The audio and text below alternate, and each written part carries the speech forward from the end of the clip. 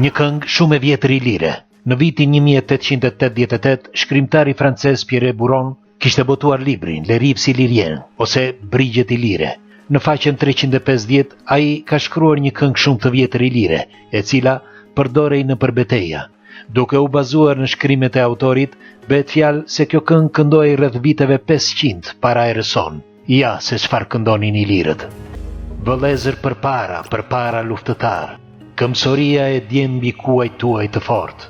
Të mprehim kosat, të mprehim shpatat, të shporrim armikun nga këto toka, që secili prej nesh t'i këndoj një këngë nga deut e heronjve. Me kos të vrasim këta grabic, arrogant që sundojnë racën e shtëpit tona, e ekle të rëzojnë duke u qarë prej qindra rufesh, këta të pabes që shkelin të drejta tona.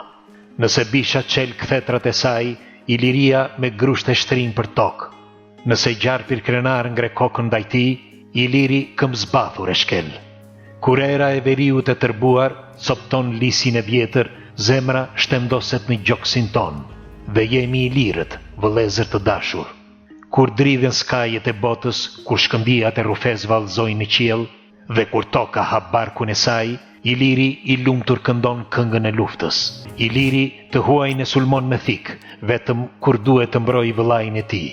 Kur frika nuk ja ul kokën, edhe si kur bota të coptohet, ai mbetet gjaktoht, dhe secili prej nesh i këndon një këngë atë deut të heronjve.